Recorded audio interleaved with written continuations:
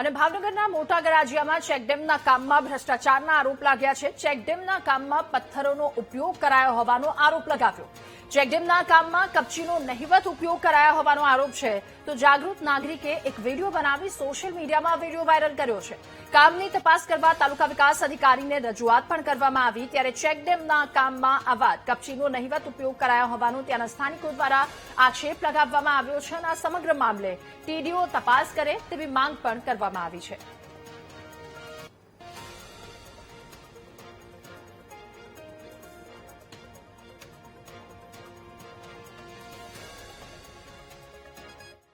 તો કાલે બપોરે હું 12:30 મેં અહીંયા આટો માર્યો.